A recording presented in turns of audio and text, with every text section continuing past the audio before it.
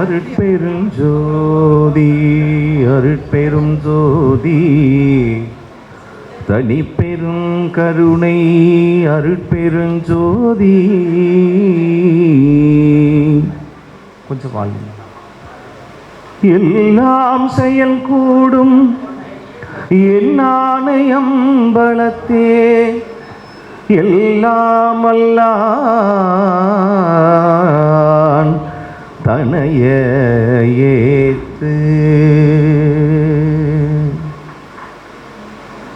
இன்று வருமோ நாளைக்கே வருமோ அல்லது மற்றென்று வருமோ அறியேனும் கோவே துன்றும் அளவெம்மாயற்று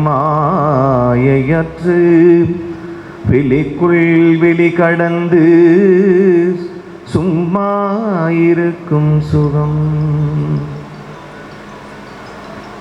சபையோர் அனைவரையும் வணங்கி அருட்பெருஞ்சோதி எம்பெருமானுடைய புகழை உலகெங்கும் பேசக்கூடிய பாடக்கூடிய ஜீவகாருண்ய சேவைகளையே தன்னுடைய வாழ்நாள் சேவையாக செய்யக்கூடிய உலகின் ஒப்பற்ற பிறவியினுடைய அடையாளமே சன்மார்க்க உறவுகள் தான். ஆமாம், இது சன்மார்க்கம் பேசுகிற விஷயமே கிடையாது. சன்மார்க்கம் என்பது செயல்பாடு, ஆக்டிவிட்டீஸ் தான். இங்கே எல்லாமே பர்ஃபார்மன்ஸ் தான். சொல்லுதல் யாருக்கும் எளிய அறியவாம் சொல்லிய வண்ணம் செயல் அப்படின்றார். வள்ளுவர் என்ன சொன்னாரோ வள்ளலார் அதை செய்து காண்பித்தார். அதனால தான் வள்ளுவருக்கும் வள்ளலாருக்கும் மிகப்பெரிய ஒரு தொடர்பு. அங்கே அறம் பொருள் இன்பத்தை சொன்னார், ஆனால் வீடு பேரின்பத்தை காட்டியவர் வள்ளலார் தான். அங்கே வீடு பேரின்பம் என்பது விடுதலையினுடைய அடையாளம்தான். வீடு பேரின்பம் எல்லாவற்றையும் விட்டதால் வந்த பயன், எல்லாவற்றையும் விட்டதால். அப்போ விடணும்னா ஒன்றத்தை பெறணும்னு அர்த்தம். நமக்கு கடவுள் எல்லாவற்றையுமே கொடுத்தார், என்ன கொடுக்கல?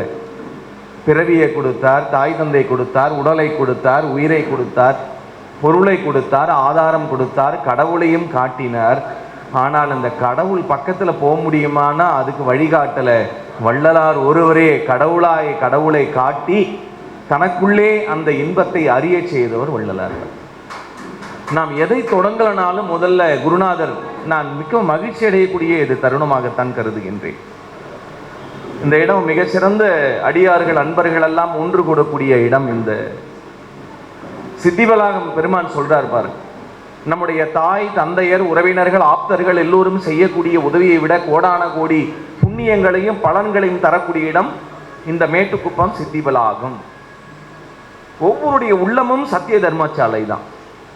ஒவ்வொருடைய உள்ளமும் சத்திய ஞான சபை தான். ஒவ்வொருடைய ஆன்மாவிலும் அறியக்கூடிய அறிவு இருக்கு பாருங்க, அது சித்திவலாகத்தினுடைய பரிபூர்ண அறிவே தவிர வேற அறிவே கிடையாது. சன்மார்க்கியல் அங்க வடலூர்ல எம்பெருமான் 1867 தர்மசாலையை தொடங்கினார்.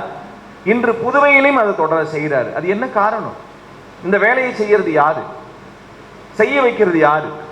செய்வதற்கு ஆதாரமாக இருப்பது யார் அப்படின்னா அது இறைவன் தான். அந்த கண்ணுக்கு தெரியாத ஆண்டவன் தான் கண்ணுக்கு தெரிந்த எல்லா காரியங்களும் செய்கின்றான் என்ற உணர்வு நாம் அறிந்தால் போதும். ஆக சன்மார்க்கம் என்பது ஒரு மெய் உணர்வு, பொய் உணர்வு கிடையாது, உண்மையான உணர்வு, மெய் அறிவு. எப்பொருள் மெய்ப்பொருள் யார் யார் வாய் கேட்பினும் அப்பொருள் மெய்ப்பொருள் காண்பது அப்படின்னு நிறுத்திடணும். கடைசியில அறிவை கொண்டு வந்து சேர்க்கின்றார். ஆகவே அறிவினால் ஒரு பொருளை அடைய வேண்டும், அறிவினால் இறைவனை காண வேண்டுமானால் அது சுத்த சன்மார்க்கத்தினுடைய வழிதான். அதைத்தான் பெருமான் சொல்றார். அதைத்தான் அந்த அறிவு விளங்கிய ஜீவர்களுக்கெல்லாம் ஜீவகாருண்யமே வழிபாடு. ஜீவகாருண்யத்தை தலையாய கடமையாக கொண்டு செய்யக்கூடிய அன்னை ஆலயத்தினுடைய அன்னையும் தமிழகத்தினுடைய ஒப்பற்றிய சான்றோர் பெருமக்கள், இங்க இருக்கிறவங்க அத்தனை பேருமே தவசிகள், அறிஞர்கள், ஞானிகள், மெய்ஞானிகள். உங்களையெல்லாம் காண வேண்டும் என்று சொன்ன பொழுது உடம்புல ஒரு பாசிட்டிவ் எனர்ஜி. முந்தா நாள் நைட்டு இரவு ஒரு கடற்கரை சாலையில இரவு ஒரு 11 மணிக்கு அரிப்பாவை, சன்மார்க்கம் தெரியாத அந்த ஊர், கடலூர் பக்கத்துல, அந்த அன்பர் அழைத்தார்.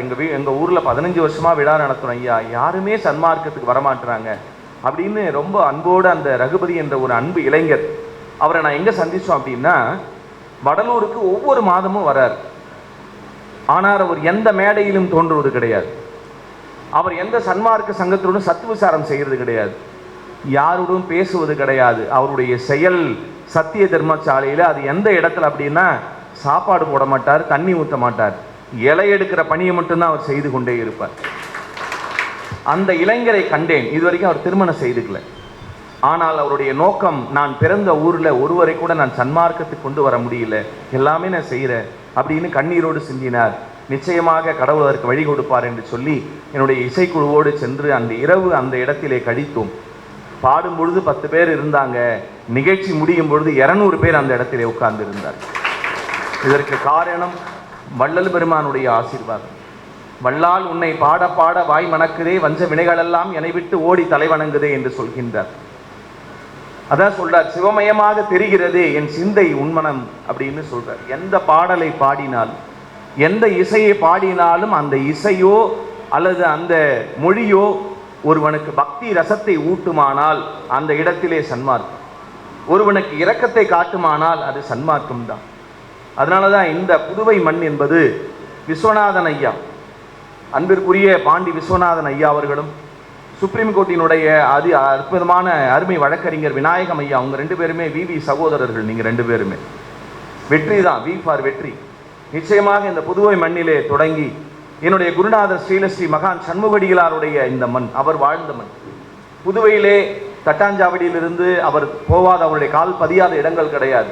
அரியாங்குப்பத்திலேருந்து பெரியவங்களாம் வந்திருக்காங்க. புதுவை மாநிலம் முழுக்க அம்மாலாம் வந்திருக்காங்க. மிகப்பெரிய ஒரு ஞானி, தன்னை மறைத்த ஞானி வள்ளல் பெருமானுடைய மிகப்பெரிய அரிய விஷயங்களை சொல்லி 25 ஆண்டுகள் அவர் திருவடியிலே வளர்ந்த ஒரு சாதாரண தொண்டன் நான். இந்த அருட்பாவை பேசுவதற்கும் பாடுவதற்கும் அவருடைய அருள் இல்லை என்றால் இந்த சிறியன் கிடையாது. அருளலாது அனுபவம் அஸ்னீடாது, அதனால் அருள்நல பரவுகின்ற அரைந்தமை சிவமே. ஆனால் என்னை நன்றாக படைத்தனன் தன்னை நன்றாக தமிழ் செய்யுமாறு என்று சொல்வார்கள். இந்த தமிழ் உலகத்தை ஆளுகிறது. வெண்தமிழால் திருவருட்பாவினால் ஆளப்போகிறது. திருவாசகமும் திருமுறைகள் நமக்கு கிடைத்த அற்புதமான அருள்மறைகள். ஆனால் அருட்பாய் என்பது ஒரு மனிதனுடைய வழிமுறைகள். இந்த வழிமுறையின் வழியாக செல்பவர்களுக்கு, சத்திய தர்மசாலியின் வழியாக செல்பவர்களுக்கு ஞானசபனுடைய திருக்கதவு உண்மையாக திறந்திருக்கும். சன்மார்க்கத்தின் முதன் மூலமாக எதை செய்ய வேண்டுமானால் உன்னிடமிருந்து தொடங்கு. எனக்கு குருநாதர் கொடுத்த தீட்சை அது ஒன்றுதான். நீ எதை செய்ய வேண்டுமானால் உன்னுடைய உள்ளத்தில் இருந்து தொடங்கு. ஒரு சேவையாகட்டும், அது உயிரிறக்கமாகட்டும், அல்லது எந்த ஒரு விஷயமாக இருக்கட்டும், உன்னிலிருந்து தொடங்கு. அந்த உண்மையை உணரக்கூடியது உன்னுடைய உள்ளமாக இருக்கட்டும். நீ எல்லாவற்றிலும் வெற்றி அடைவாய் என்று நினைத்தார். ஒரு கால் நீ வெற்றி அடைந்தாலும் அதையும் உனக்கு ஊட்டுவது உன்னுடைய உள்ளம்தான், உன்னுடைய உணர்வு தான், அறிவது அந்த ஆன்மாவில் தான். ஆகவே சன்மார்க்கத்தை வெளி புற உலகத்தில் தேடுறதோ சொல்றதோ ஒரு பெருசு கிடையாது. நமக்குள்ள நான் சன்மார்க்கத்தினால் நான் என்ன மாற்றம் அடைந்தேன், இந்த சன்மார்க்கம் என்னை அற்புதமாக பிரம்மஸ்ரீ சுவாமி சொன்னார். சன்மார்க்கம் அழகா சொன்னாங்க. நம்முடைய தலைமைச் செயலகத்தில் ஐயா வந்திருக்காங்க, அடிகளார் சாரம் அடிகளார் பெரியவங்க வந்திருக்காங்க. கிட்டத்தட்ட 81 வயதில் 90 வயதிலே ஒரு அருமையான இளைஞர் ஐயா சுபாஷ் சந்திர போஸ் அவர்கள் விழுப்புரம் மாவட்டத்தில் அவருக்கு அந்த முதல்வருடைய விருது கொடுத்த பொழுது அவருக்கு ஆனந்தம் அடைந்தோம். அவருடைய சிரிப்பு, சந்தோஷம் அப்படின்னு சொல்லுவார். ஒரு பாட்டு நான் எழுதி கொடுக்குறேன், உடனே எழுதி கொடுத்தார் அடியனை வாழ்த்தி. மிகச்சிறந்த ஒரு கவிஞர். ஏன்னா இந்த இடத்துல ஐயா சாது மகாதேவன் ஐயா அவர்கள், இங்க இருக்கவங்க அத்தனை பேரோடையும் நடுப்பட்ட ஐயா அவர்கள், நம்முடைய ஆலமுடி ரவிச்சந்திரன் ஐயா, அம்மா புதுவை கோயில் அன்னபூரணி அம்மையார் அவர்கள், தமிழ் அம்மா சென்னை அசோகன் ஐயா அவர்கள், மொழியரசி அம்மையார் அவர்கள், நம்முடைய அன்னை ஆலயம், உங்கள் அனைவரையும் இந்த நேரத்தில் நாங்கள் காணும் பொழுது ஆனந்தம் அடைகின்றோம். நம்மோட தலைமை செயலகத்திலிருந்து ஐயா வந்திருக்காங்க, உங்களையும் இந்த நேரத்திலே வாழ்த்தி, இந்த நேரத்திலே பெரும்பாலும் நான் அரிப்பாவை பாடுவதற்குரிய வாய்ப்பு கிடைக்கும். ஆனால் வாய்ப்பு கிடைத்த இடத்துல ஏதாவது ஒரு நல்ல சொல்லணும். நம்ம எவ்வளோ நேரம் பேசுகிறோம், எவ்வளோ நேரம் பாடுறோம்னா முக்கியம் கிடையாது. ஆனால் வெளியே போகும் பொழுது அவர் ஒரு நல்ல விஷயத்தை எடுத்துட்டு, இங்கே இருக்க அத்தனை சன்மார்க்க அன்பர்களும் அடியனுடைய உள்ளத்திலே அடிக்கடி எழுந்து சொல்வது, வள்ளலார் சொன்ன உணவு எல்லோருக்கும் கிடைக்கப்பட்டது.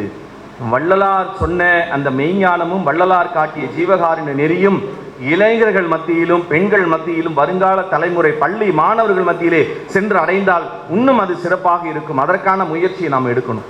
ஏன்னா எங்க திரும்பினாலும் மரணத்தை வெல்ல வேண்டும் என்ற சன்மார்க்கத்திலே தான் மரணத்தை வென்று காட்ட வேண்டும். ஏன்னா சாவை வென்று காட்ட வேண்டும், இறப்பை வென்று காட்ட வேண்டும் என்பது இயற்கை. ஆனால் மரணத்தை வென்று காட்டுவது சன்மார்க்கம். எப்படின்னா, மரணம் என்றது அகாலமாக வருவது. எப்படி வரும்னே தெரியாது. காலன் வரும் முன்னே, கண்புஞ்சு அடையும் முன்னே, உற்றார் அழும் முன்னே, ஊரார் சுடும் முன்னே, குற்றாலத்து நாதனை கூறு என்றார். அந்த நமன் என்று சொல்லக்கூடிய நமன் வரக்கூடிய தருணத்தை யாரும் கண்டு கொண்டதில்லை, அறிய முடியாது. அடப்பண்ணி வைத்தார், அடிசலை உண்டார், மடக்கொடியாரோடு மந்தனம் கொண்டார், இடப்பக்கம் இறை நொந்தது வந்தார், கிடக்கப்படுத்தார், கிடந்து ஒழிந்தார் என்று திருமூலர் சொல்றார். எனக்கு கொடுக்கப்பட்ட கால நேரம் முடிஞ்சிருச்சு. அதனால என்ன, நான் தொடங்கி அடியனுக்கு ஒரு சந்தோஷம். எங்களை அழைப்பு ஐயா சொன்ன விஸ்வநாதன் ஐயா, நான் நேராக வந்து பத்திரிக்கை நேற்று முந்தா நாள் காலையில் அம்மா அழைச்சாங்க, குமாரி அம்மா, விஸ்வநாதன் ஐயாவுடைய துணைவியார், அவங்க 2 பேர் சேர்ந்து சொன்னாங்க, உங்களை வந்து பார்க்கணும், பத்திரிக்கை வைக்கணும், என்னை வந்து சந்திப்பதற்கு நேரம் கடத்துவதை விட இன்னும் அடியார்களை சந்தியுங்கள், இருக்கிற வேலையை செய்யுங்கள், அடியேன் வந்து விடுவேன் என்று சொன்னேன். காரணம், பத்திரிகையில் பேர் போடலை, என்னை கூப்பிடலாம் கிடையாதுங்க. சிறிய வயதிலிருந்து கிட்டத்தட்ட 23 ஆண்டுகள் 24 ஆண்டுகளாக குருநாதர் ஆசியோடு ஒரு இடத்துல சன்மார்க்க விழா நடக்குதுன்னா 1 கிலோ அரிசியோடு போய் பாட ஆரம்பித்தது தான் இன்று நான் இந்த வடலூர் பெருவெளியிலே சொல்லக்கூடிய ஒரு தருணம். இன்று ஒரு இசைக்கலைஞர்களுக்கு கூட சன்மானம் கொடுக்க முடியாத சூழ்நிலை எவ்வளவு நாட்கள் இருந்திருக்கிறது. ஆனாலும் அடியேன் ஆண்டவனே, இந்த பணி உன்னுடைய அருட்பணி, ஆகவே இந்த வாய்ப்பை கொடுத்ததுக்கு நன்றி என்று சொல்லி, வருங்காலத்திலே இந்த சன்மார்க்க மொழியை கேட்டாலும், சன்மார்க்கத்தை அறிந்தாலும், பார்த்தாலும், நினைத்தாலும், படித்தாலும், படிக்க பக்கம் நின்று கேட்டாலும், இத்தனைக்கும் தித்திக்கும் இனித்த சுவை கரும்பி. ஒரு மனுஷன் மாறலாம், the chair may be changed, the person may be changed, but system cannot be changed ன்னு ஒரு ஆங்கிலத்தில் ஒரு பழமொழி.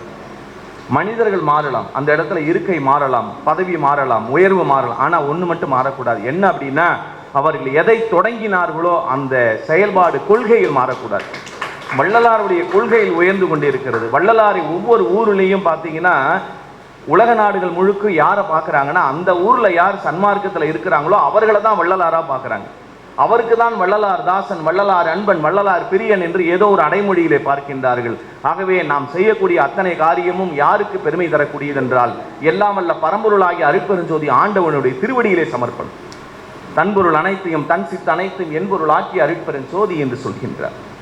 ஆக எனக்கு கொடுத்ததை எல்லாம் கொடுத்துட்டு பாருங்க, தன்னுடைய எந்த திருமுறையும் தனக்காக அவர் காப்பிரைட் வாங்கலை, தன்னுடைய எந்த சொத்துக்களையும் அவர் யாருக்கும் அவர் தன் பேரில் எதையுமே அவர் ரிஜிஸ்ட்ரேஷன் பண்ணிக்கல, தன்னுடைய மூலிகைகளை பேட்டன் ரைட் வாங்கல, உலகத்துக்கு கொடுத்தார். எல்லாருக்கும் பொதுவிலே நடமிடக்கூடிய சிவமே. குருநாதரும் அப்படித்தான் சொன்னார். சீனிவாசன், ஒரு நாள் கூட என்னை நீ பதிவு செய்யாதீர்கள் பேசுவதை. நாங்கள் பல முறை முயற்சி பண்ணோம், ஒரு முறை போட்டோ எடுக்க ட்ரை பண்ண முடியல. சண்முகடிகளாரும் எந்த நிலையில் உள்ளார் என்பதை நாங்கள் அறிந்து கொண்டோம். ஆனால் ஒரு நாள் அழைத்து, நீங்கள் எல்லோரும் வாங்கள், அன்போடு வாங்க நில்லுங்கன்னு சொல்லி ஒரு பதிவு எடுத்தார். அன்ற பதிவு மட்டும்தான் இன்று வரை இருக்கிறது. இந்த புதுவையிலே அற்புதக்குரிய ஐயா அவர்கள், நம்முடைய கிருஷ்ணமூர்த்தி ஐயா அவர்களாம் மிகப்பெரிய விசாரம், பாகூர் குமரவேல் ஐயா அவர்கள் எல்லாம் அவருடைய சீரிய தொண்டர்கள். அவர் ஏற்றி வைத்த அந்த அணையாத தீபமானது உலகம் எரிந்து கொண்டு இருக்கிறது. ஞானிகள், முற்றிய ஞானியினுடைய கடைக்கன் பார்வை பட்டால் பற்றிய பாவமெல்லாம் பறந்தோடி வேண்டும் என்று சொல்வார். இங்கே இருக்கக்கூடிய ஒவ்வொரு ஞானிகள் தான். யார் வீட்டுக்கு சன்மார்க்கையில் யார் வீட்டுக்கு போனாலும் அந்த வீட்டில் நன்மை நடக்கும், இது சத்தியம். அவருடைய பேச்சு பாருங்க, சன்மார்க்கையில் யார் பேசினாலும். அதனால இந்த நிலை என்பது வாழ்வில் நமக்கு கிடைத்த ஒரு சித்தி தான். சித்தி என்பது நிலை சேர்ந்த அனுபவம், முத்தி என்பது முன் ஒரு சாதனம். சித்தி ஆற்றல், சன்மார்க்கத்திற்கு ஒரு சித்தி ஆற்றல் உண்டு. சித்தி என்றால் அருளும் அறிவும் நாம் செய்யக்கூடிய செயல்முறையினுடைய விரிவாக்கம் என்று சொல்வார்கள். அதன் மூலமாகத்தான் அது கிடைக்கும். ஆகவே அந்த நிலைமுறையை வருங்கால தலைமுறை உணர்வதற்காக நாம் அனைவரும் கொண்டு சென்று ஒவ்வொருடைய உள்ளத்திலும் விதைத்து, நம்ம யாருக்கும் அட்வைஸ் பண்ண வேணாம், இப்படி இருங்கன்னு சொல்ல வேணாம். நம்ம வழியில் சரியாக போனோம்னா, எங்கள் ஐயா அடிக்கடி சொல்வார், நீ சரியான விடையை எழுதுனீன்னா யார் திருத்தினாலும் பாஸ் போடுவாங்க, தெரிஞ்சவங்க தெரியாதவங்களாம் கிடையாது. நீ சரியாக ஒரு காரியத்தை செய்யுங்கள், அதற்கு நிறைய தடைகள் வரும். நீங்கள் உண்மையாக இருந்து பார்த்தால் ஒரு மனிதன் வாழ்க்கையிலே there are so many struggles and hurdles என்று சொல்வார். ஆனால் அதையெல்லாம் கடந்து பாண்டிச்சேரிக்கு வரணும்னா 3/4 மணி நேரத்தில் விழுப்புரத்துலேருந்து வரலாம். ஆனால் பாலம் போட்டுக்கிட்டு இருக்காங்க. பாலம் போட்டால் 20 நிமிஷத்தில் வரலாம். ஆனால் பாலம் போடும் வரை அவன் படுகின்ற கஷ்டம் இருக்கு பாருங்க, அது தாங்க முடியாது. ஒரு 2 மணி நேரம் 1.5 மணி நேரம் ஆகுது. ஆக இதெல்லாம் கடந்து வரும்பொழுது ஒரு இன்பத்தை அடைய முடிகிறது. எங்கே வந்து சேர்ந்தோம்? அருமையாக அரவிந்தர் வீதியிலே இங்கே அற்புதமான 30 விழாவிலே கலந்து கொண்ட பொழுதுதான் தெரிந்தது, ஆகா எவ்வளவு துன்பப்பட்டாலும் பரவாயில்லை, நல்ல இடத்திற்கு நல்லோருடைய இணக்கமும் இன்பூச நேசமும் அல்லாது உலகத்திலே ஒரு பொருளும் இல்லை என்று சொல்வார்கள். ஆகவே அடியாருடைய திருக்கூட்டத்திலே யானும் ஒருவன் அன்றோ பெருமான் சொல்லுகின்றார், பெருமானே வந்து அருள் புரிக, விரைந்து இது தருணம். கடவுளுக்கே ஒரு டைம் கொடுத்தவர் ராமலிங்க சுவாமி ஒருத்தவர் தான்.